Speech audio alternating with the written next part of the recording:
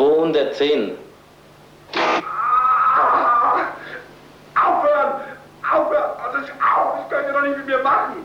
Au!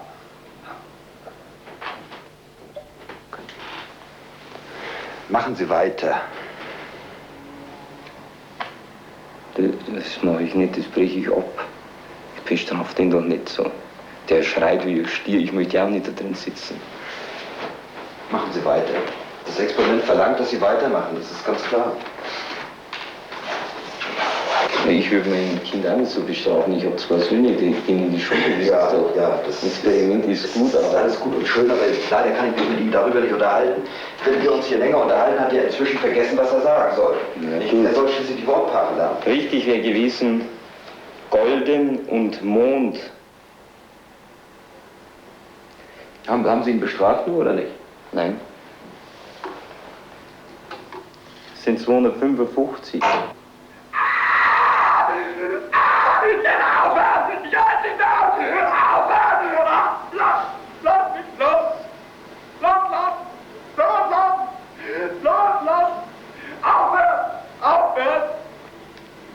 T, tief Geräusch, tief Wolke, tief Brücke. Mit Hilfe an dem Gelingen eines Experiments mithelfen. Um nichts anderes. Also setzen Sie sich hin und machen Sie weiter. Ich will dem sehr gescheit sagen, ich mache nicht weiter.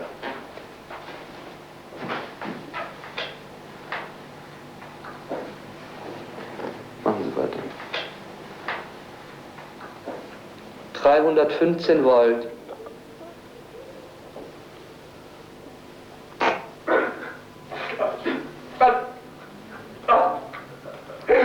Lass mich raus!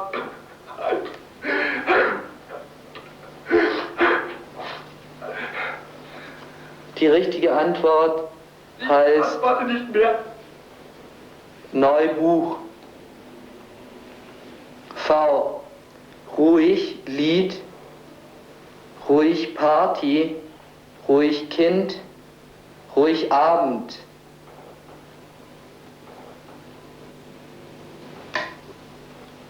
Die Antwort ist falsch. 330 Volt.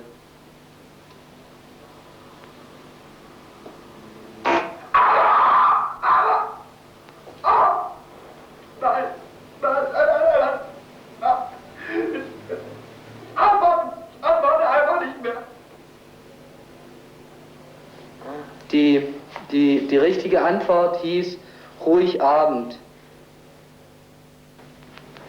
Machen Sie weiter.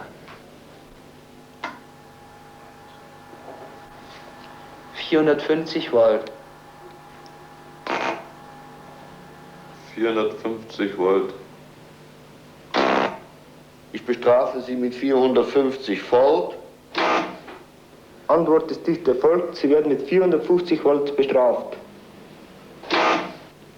Résultat, sur un échantillon de 100 personnes, 85 obéissent jusqu'au bout, 15 refusent, 74 déclinent la responsabilité de leur comportement et chargent l'Institut Max Planck, c'est l'autorité scientifique qui est responsable. L'autorité. Les simples mots. Continuez. L'expérience exige que vous continuiez. Ces simples mots semblent suffire pour qu'on obéisse.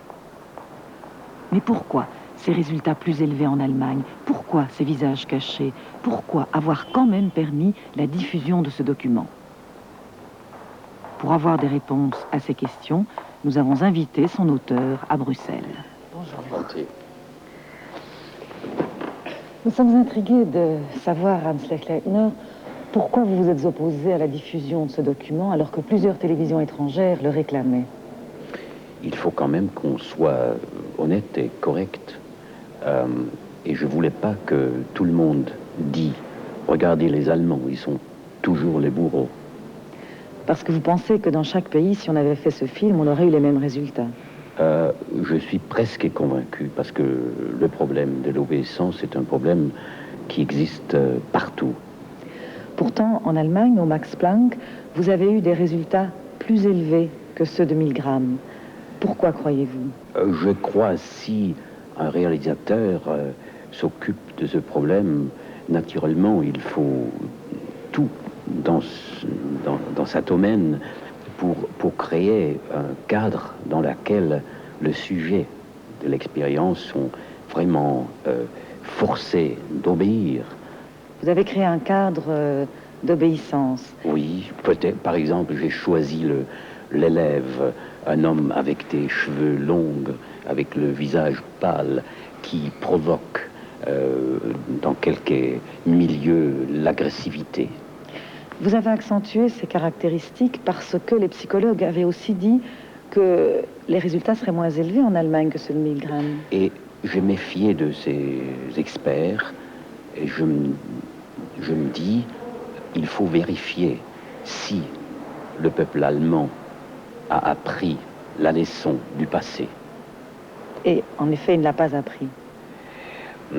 C'est difficile à répondre parce que la question de l'obéissance est à part de la question des événements politiques.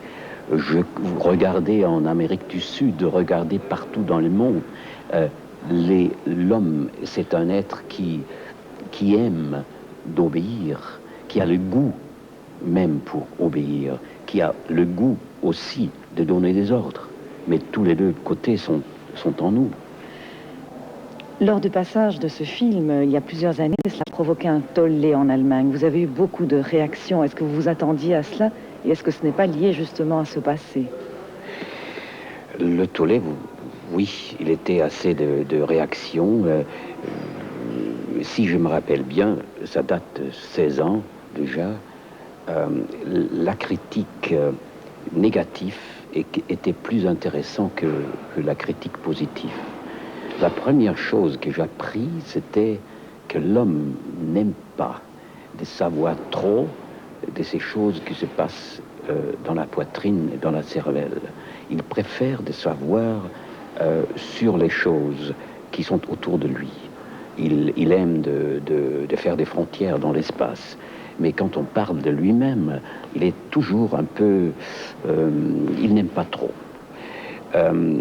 La critique négative était aussi que j'ai manipulé les gens, que j'ai fait de l'homme un objet, que je n'ai pas respecté sa personnalité, d'être un sujet. Dans un sens, je crois la critique était justifiée. Je ne sais pas si je peux répéter un film comme ça, avec toute cette atrocité de pénétrer dans l'âme des gens. Alors, si vous vous êtes opposé à cette diffusion, si vous avez eu beaucoup de réactions, vous avez quand même accepté que ce film passe chez nous, mais avec des caches sur les visages des sujets. Alors, pourquoi avez-vous accepté? Pourquoi avez-vous mis ces caches? Si vous êtes pénétré dans les âmes des gens, et quand vous avez regardé un peu qui se passe là-dedans, et quand vous avez utilisé pour montrer aux autres ces événements dans l'âme, vous avez peur d'exposer un individu devant les grands publics.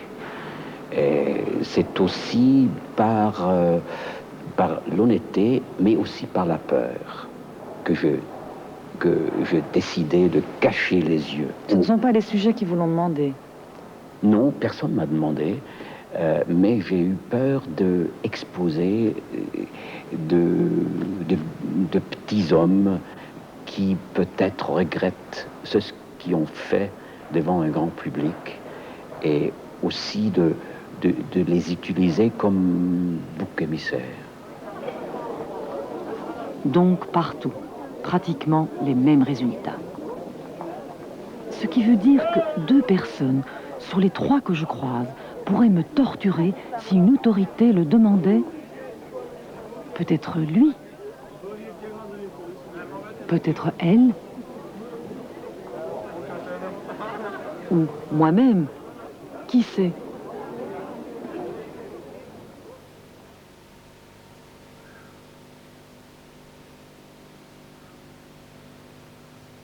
Toujours la soumission à l'autorité. Zo dadelijk een test gaan afnemen bij iemand die solliciteert. Le but annoncé de cette recherche est l'analyse de la corrélation entre la tension d'un candidat et le fait de passer un test. Ici, l'admission à un emploi.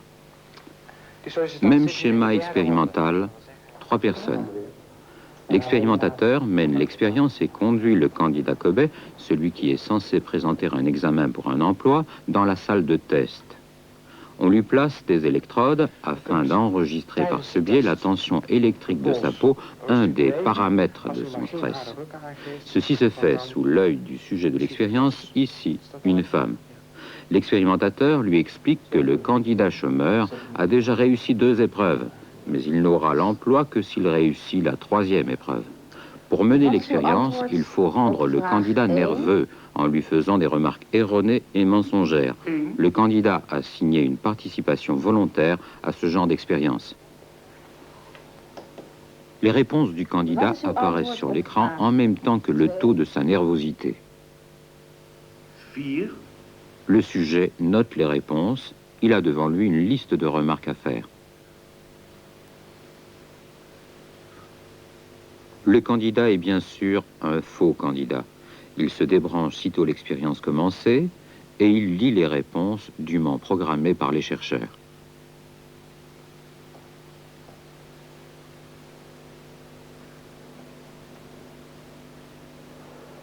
Wat is uw antwoord op vraag 19? Is het 3?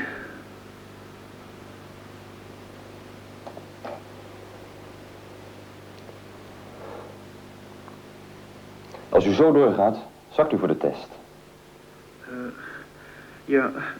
Meneer, ik word heel zenuwachtig van die opmerkingen. Ik heb liever dat u die niet meer maakt.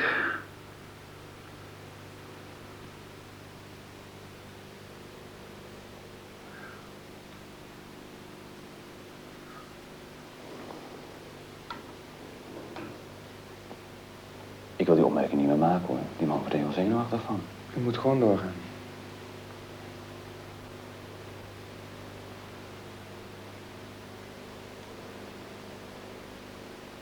Ja, maar door die opmerking van mij wordt hij zenuwachtig. Hij kan niet meer nadenken. Hij heeft nou al 4 fouten gemaakt. En dat komt allemaal door die opmerkingen van mij. Het onderzoek vereist dat u alle 15 opmerkingen tot aan het eind toe maakt. Maar hij gaat zo zakken voor die test.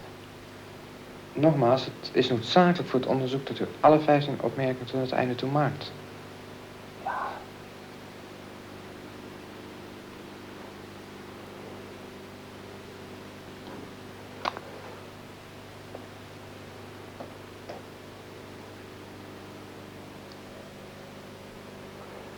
Wat is uw antwoord op vraag 20? Is het misschien 4?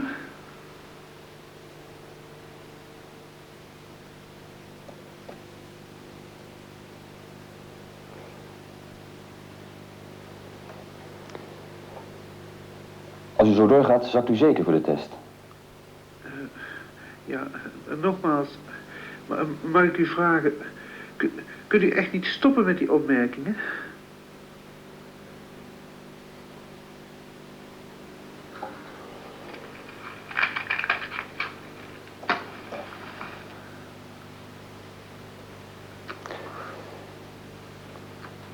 Wat is uw antwoord op vraag 21? Mag ik nog even denken? Ja. 3?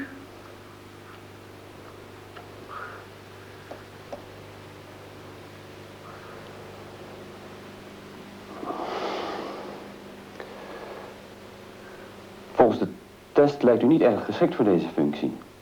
Ja, nou, ik wil dat u ophoudt met die opmerkingen. Ik wil niet meer meewerken aan het onderzoek. Ik word er veel te zenuwachtig van. Ik trek mijn toestemming voor het onderzoek in, want u heeft me van tevoren daar ook niet goed over ingelicht. Want, nou, dan had ik zeker niet meegedaan. Ja, het wordt me te gek hoor, ik doe het niet meer. We moeten doorgaan. Résultat, selon un sondage fait dans la rue, les gens s'attendaient à 13% d'obéissance et 87% de refus. Les résultats expérimentaux obtenus sont de 92% d'obéissance et 8% de refus.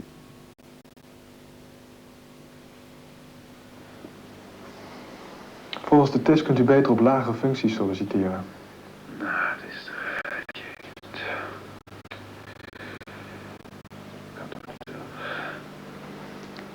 Hij heeft 10 fouten, dus dat is dus te veel. Geeft u de uitslag maar even door, de microfoon. Doe ik dat? Ja. Als sluitstuk hoort dat erbij.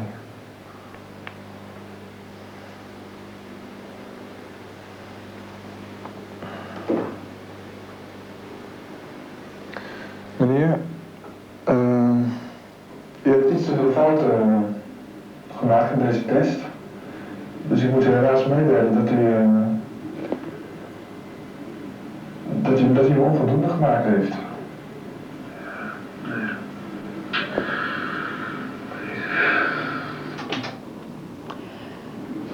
Dans cette expérience, 92% des gens acceptent de torturer mentalement l'autre et 8% seulement refusent. C'est quand même étonnant. Jacques-Philippe Leyens, cette expérience faite par vos collègues de l'Université d'Utrecht, est-ce que ces résultats élevés ne vous ont quand même pas surpris? Mais 92% de fait, c'est énorme, surtout étant donné le climat.